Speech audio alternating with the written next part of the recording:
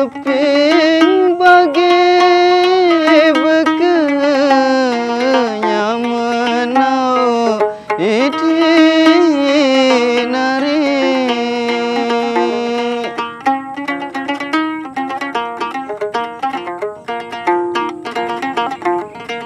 seping Pagi Ayu. Ih, sunrise Pagi, di Bayu. Bali Mangrove. Halo pagi Mas Lukman.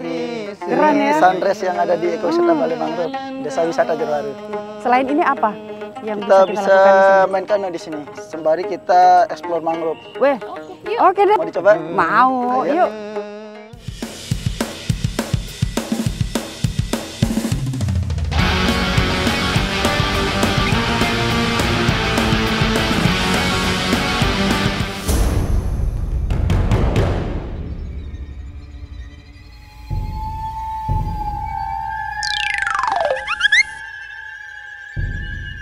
Mas Lukman, di sini ada binatang apa aja sih?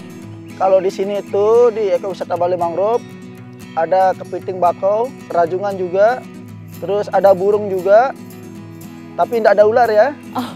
Nggak ada ular tapi kayaknya ada yang kurang. Mbak Eli mana ya? Ya, mana Mbak Eli ya? Astaga, itu Mbak Eli. Mas Lukman. Nyangkut. Yah, Mbak Eli Mas, bantuin.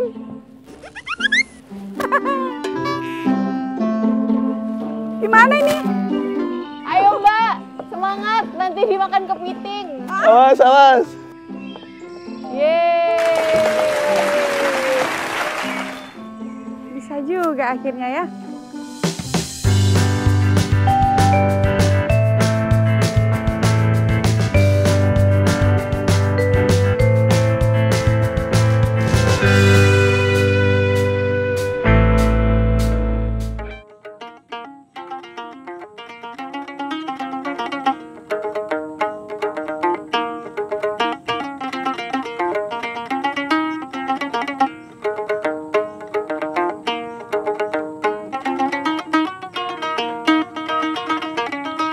Seping bagi bekenya menau iti nari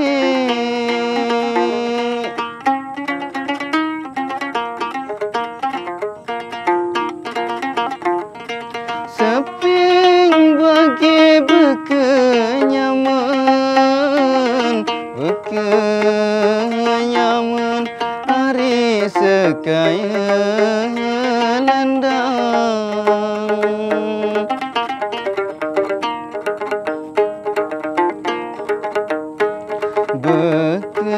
bekenya men hari sekaya landang.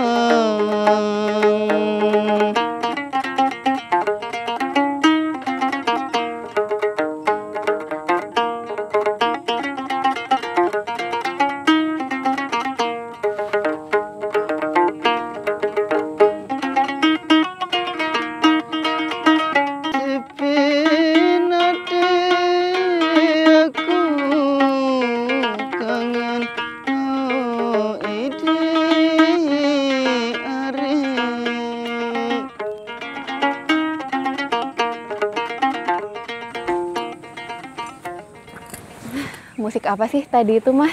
Oh, itu begambus. Unik ya? Apa itu begambus? Begambus itu adalah salah satu instrumen musik yang ada di Pulau Lombok, Sasak. Oh, suku Sasak. Suku Sasak. Hmm. Oh iya, ngomong-ngomong, Mbak Eli mana ya? Mbak Eli, coba. Dua. Mbak, Mbak. Eli. Nih, Mbak Eli. itu dia. Mas. Ayo. Ayo. Ayo. Tiga. Ya Mas. Lagi pada ngumpul nih. Hai ayo kita nongkrong bareng. Biasa foto-foto dulu, Foto selfie-selfie. di mana?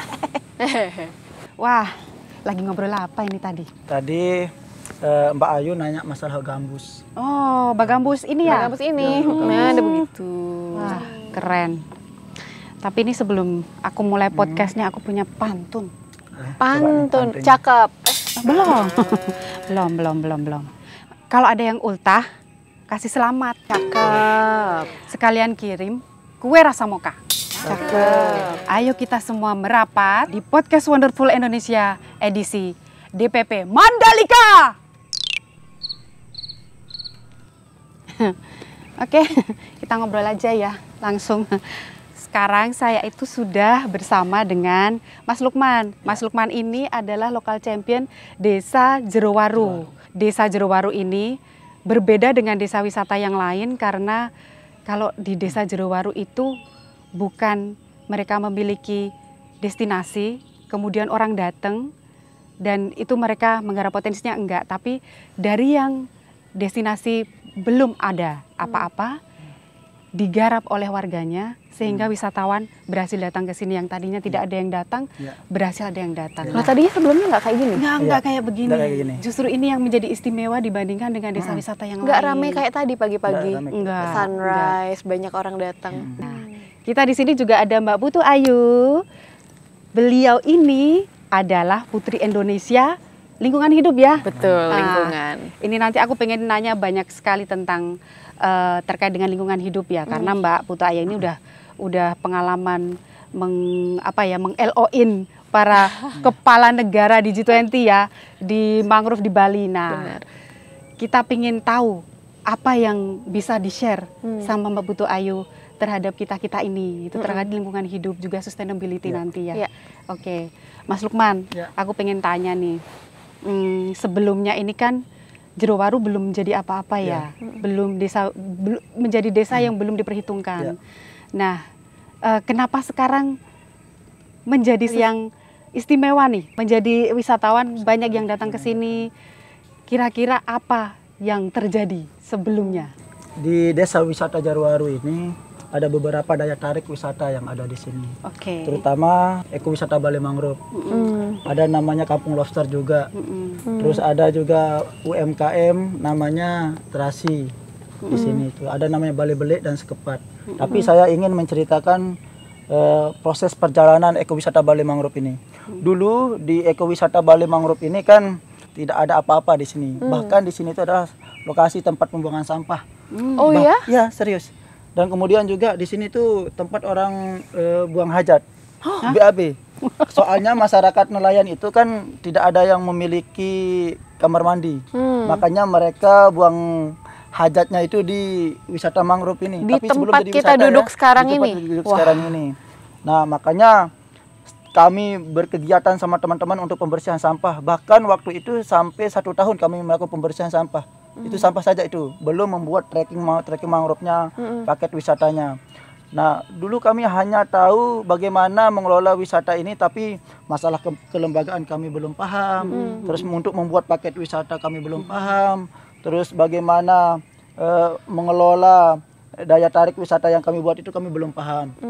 Tapi karena berkat ada program dari Kemenparekraf, namanya itu program kampanye sadar wisata. Nah, itu sudah 1,5 tahun kami dibina sama Kemenparekraf. Nah, di sana itu kami diajarkan bagaimana supaya apa yang kita buat, apa yang kita lakukan, kegiatan-kegiatan daya tarik wisata yang ada di berbagai dusun yang ada di Desa Jerowaru ini terintegrasi. Nah, makanya dulu kan kami masih terkotak-kotak ini. Antar dusun itu masih terkotak-kotak karena di Desa Wisata Jerowaru ini kan ada 21 dusun. Sangat banyak sekali kan. Iya. Nah, di 21 dusun ini beda-beda potensinya. Nah, ada yang potensi di pertanian, ada yang monkey forestnya juga ada. Ada monkey Ada forest monkey juga. forestnya juga ada. Terus juga kampung lobsternya. Terus kemudian juga wisata mangrove-nya. Tapi itu masih terkotak-kotak dulu. Sekarang kita udah bisa buat paket wisata. Iya. Terus kemudian juga kita udah bisa mengajak tamu bagaimana servis ketika ada tamu datang, bagaimana cara kita menjelaskan kepada wisatawan, terutama wisatawan asing, ketika dia ingin berkunjung itu seperti apa. Dulu kan kita asal memberikan tiket, bahkan itu dulu kita ndak ada tiket. Kayak orang begal itu ndak kita pakai tiket. Jadi gimana? Dulu kita hanya minta, Mas, sini Mas, ini tiket anunya masuk gitu. Cuma ambil uangnya saja. Ambil uang. Kita Ada laporan ya. Tiket, ada laporan. Makanya mindset kita diubah, benar-benar diubah sama program kampanye sadar wisata ini. Terus juga sekarang kita sangat intens berinteraksi dengan kepala desa. Karena dulu kan yang menjembatani antara kami pengelola dengan pihak desa kan dari Kemenparekraf. Nah, makanya kami berdiskusi memetakan segala potensi yang ada di Desa Jerowaru. Dulu ekowisata Bali Mangrove ini hanya 75 meter. Trekkingnya. Trekkingnya. Ya, tapi lagi-lagi Kemenparekraf yang membantu kita untuk menjembatani antara pihak pengelola ekowisata Bali Mangrove di Desa Wisata Jerowaru dengan pihak PLN. Waktu itu kami buat proposal.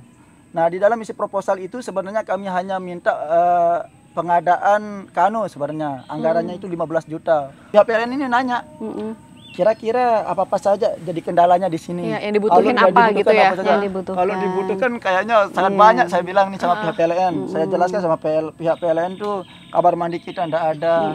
Terus trekkingnya juga ini. Trekkingnya harus diperpanjang supaya nanti bisa lihat sunset. Tadinya tuh nggak nyampe sini. Apa? Tadinya nggak sampai depan. Ya, nggak nyampe depan. Cuma sampai 70 meter. Makanya kami benar-benar berterima kasih sebenarnya terhadap program yang diadakan oleh Kemenparekraf, yaitu kampanye sadar wisata ini. Nah, bicara tadi tentang dampak ekonomi ya, tadi yang dikatakan sama Mas Lukman, tadinya wisatawan yang datang itu berapa orang dan kalau boleh tahu berapa rupiah sih dalam 1 bulan didapatkan, kemudian setelah program KSB ini jalan, kemudian kolaborasi dengan PLN juga ada, CSR, nah itu dampaknya apa? Kalau untuk pendapatan yang dulu ya, kita dapat 50.000, 100.000 kita dapat dulu. Sehari ya? Sehari. Sekarang kita mendapatkan dalam sebulan itu 22 juta. 1 bulan 22 juta. Itu dari hanya tiketnya saja itu. Belum paket-paket yang lain. Oh, belum paket. Ya, berarti untuk main kanonya, terus camping kan di sini juga bisa camping kan di dalam hutan mangrove itu sambil menikmati sunrise. Sebenarnya apa sih KSW? Aku penisirin ya? Apa penisirin? Penisirin ya? Jelasin ya. KSW itu adalah kampanye sadar wisata 5.0. Kenapa 5.0? Karena sadar wisata itu sebenarnya dari tahun 80-an sudah didengungkan. Tapi kemudian dilupakan dan sempat kita munculkan lagi melalui kampanye sadar wisata ini. Program kampanye sadar wisata ini adalah program selama multi years. Dari tahun 2022 dan terakhir 2023. Nah, yang kita intervensi itu ada 65 desa. 65 desa di 6 DPP. DPP itu destinasi pariwisata prioritas ya, tahu ya. Ada Toba, ada Borobudur, Yogyakarta, Prambanan, ada BTS, Bromo Tengger, Semeru, ada Mandalika, Lombok, kemudian ada Labuan Bajo dan ada Wakatobi juga. Di 65 desa itu tersebar di 6 DPP itu. Nah, intervensinya ada 6 tahapan di situ. Makanya panjang ya selama 2 tahun. Yang pertama sosialisasi. Dulu ingat ya, diperas lagi menjadi 15 orang diberikan pelatihan dengan 12 modul. Kemudian pendampingan yang kita lakukan selama 5 kali ya, 5 kali visit. Kemudian setelah pendampingan kita lakukan penilaian. Yang kita nilai itu bukan seberapa indah desanya, seberapa besar potensi destinasi wisatanya, enggak. Tapi dari progres before and after-nya. Lompatannya di situ yang kita nilai itu. Nah, setelah penilaian kita akan adakan apresiasi. Dari 15 desa wisata terbaik yang diambil dari 65 itu, kita akan lakukan apresiasi di Jakarta nanti. Nah, sekarang gantian nih aku pengen kasih pertanyaan nih ke Ayu. Ayu itu kan Putri Indonesia Lingkungan Hidup ya. Pastinya sudah banyak pengalaman nih tentang lingkungan hidup dan keberlanjutan, sustainable tourism dan segala macam. Nah, apa sih yang harus dilakukan ke anak-anak muda ini supaya mereka sadar lingkungan? Kalau aku bisa perhatikan dari pengalaman aku berinteraksi dengan anak muda dan juga berkecimplung di sustainable tourism gitu, very specifically sustainable tourism, yang aku bisa lihat anak-anak muda, mereka itu sangat tergugah saat mereka melihat real example. Jadi jangan kasih hal-hal yang teoritis, jangan hanya kasih hal-hal yang teoritis. Tentu tadi bisa dirasakan bahwa teori-teori itu kan penting sebagai dasar gitu yang kita harus pegang kuat. Tapi saat mereka bisa melihat real example of success stories dan real example of maybe not so successful stories gitu. Jadi apa mungkin keputusan-keputusan di bidang pariwisata yang sebelumnya not the best step that we could take itu bisa jadi lesson learn gitu. Tapi on the other hand juga seperti kasusnya Jerowaru di sini, kita bisa kasih lihat ke teman-teman bagaimana the story of creating from nothing to something, dan lebih pentingnya lagi somethingnya itu sesuatu yang baik untuk lingkungan gitu. Yang menurut aku juga sangat penting dan perlu dijelaskan di sini adalah banyak banget anak muda yang miskonsepsi. Kadang mereka ngelihat keputusan-keputusan yang berpihak kepada lingkungan atau keputusan pariwisata yang berpihak kepada lingkungan itu bertolak belakang dengan kemajuan ekonomi. Padahal sebenarnya nggak seperti itu. These things itu go-nya hand in hand justru seperti contohnya di Jerowaru. Bagaimana dengan kita memajukan dan merawat hutan mangrove yang ada, yang merupakan warisan yang katanya kan ratusan tahun lamanya. Jadi bisa dinikmati, bisa memberikan dampak positif secara ekologis, bisa memberikan dampak positif tentu secara ekonomi juga, dengan adanya produk-produk yang bisa dikembangkan, dengan adanya paket-paket wisata, dan juga secara edukasi karena ada adik-adik yang bisa datang untuk belajar, melihat langsung seperti apa kondisi habitat flora dan fauna yang ada di sini. Dan yang paling penting kata kuncinya adalah berkelanjutan. Ada sesuatu yang pengen ditanya nggak ke Ada Mbak nih. Ayu? Apa tuh? Ini keterkaitan tentang kami kan ada produk mangrove ini ya. Nah, tapi karena kami keterbatasan mangrove-nya, buah mangrove-nya itu kan, apakah ada strategi atau teknik-teknik atau apa ya? Bagaimana menghubungkan antara pihak pengelola yang mengolah buah mangrove ini dengan pihak-pihak yang lain, supaya ini kan buah mangrove ini, kopi mangrove ini supaya mendunia begitu. Mungkin berangkat dari tadi aku sempat dengar bahwa sebenarnya teman-teman pengen gitu untuk produksi lebih banyak, tapi buahnya terbatas. Yang bisa kita lakukan kan ada tempat pembibitan kan. Mungkin nanti bisa dicari daerah-daerah yang masih kosong, yang masih bisa ditanam, sehingga itu bisa menjadi sebuah investasi jangka panjang. Nah, yang kedua yang dapat dilakukan adalah dengan bagaimana cara memaksimalkan jumlah bibit atau kopi mangrove yang kita udah punya sekarang. Mungkin jumlahnya nggak banyak, tapi kalau kita bisa mungkin kolaborasi sama kopi produsen lokal atau kopi-kopi lokal seperti kopi Sembalun misalnya yang sudah bisa diekspor ke kancah internasional, jumlah yang nggak seberapa itu setidaknya bisa menggapai international community gitu. Jadi kolaborasi dan juga problem solving kalau menurut aku, tahu apa yang menghambat percepatan dari produsen merchandise-nya itu. Oke, tadi terkait dengan keberlanjutan yang disampaikan oleh Mbak Ayu nih, ini kan sudah berakhir di tahun 2023 ya, Mas Lukman. Nah, gimana usaha dari teman-teman nih untuk menjaga keberlanjutan dari program ini supaya tidak hanya berhenti sampai di sini? Gitu. Itu menariknya sebenarnya ini dari program kampanye sadar wisata ini kan, 1 bulan yang lalu kalau tidak salah. Kami sudah ada MOU dengan pihak industri perhotelan yang ada di Kecamatan Jerowaru. Kalau aku boleh menambahkan ya yang aku pelajari dari tadi penjelasannya teman-teman di Jerowaru, sebenarnya program ini bukan hanya menyasar atau membantu bikin masyarakat melek akan potensi dari destinasi-destinasi wisata yang bisa dikembangkan.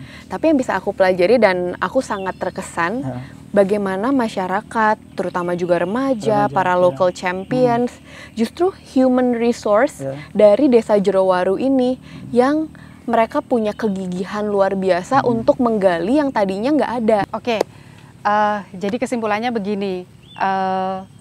Pariwisata itu tidak akan jadi apa-apa tanpa SDM. Jadi kunci kesuksesan pariwisata itu adalah SDM.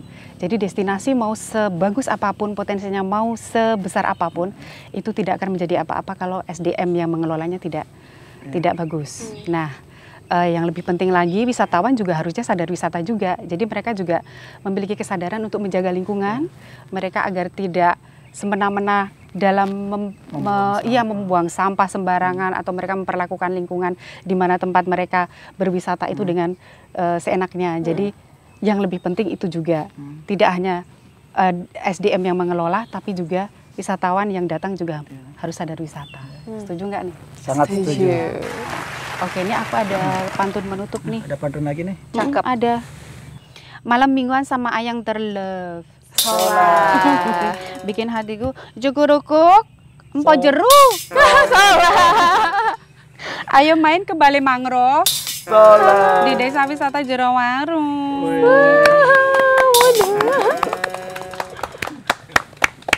Mbak, Mas, punten. Aku pamit undur diri. Aku agak cepet-cepet. Mau kemana? Fotografer. Aku mau show. Aku ikut Foto dulu.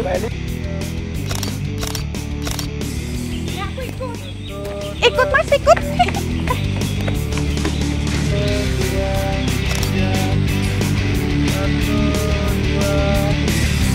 Wah, Mbak, baterainya habis nih. Udah susah-susah pose, habis. Ya udah lah, Mbak, kita selfie pakai HP ku aja. Iyalah. Tak ada rotan akan pun jadi. Nah. Iya.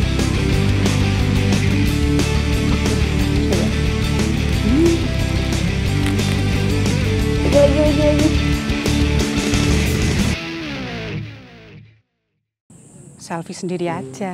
Ini buat suami. Ini buat anak. Ini buat teman kantor.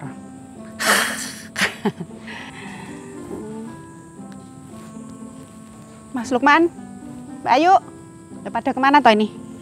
Handphone? Oh, lumayan lah. Pokoknya sadar wisatanya di Indonesia saja. Ya. Keliru.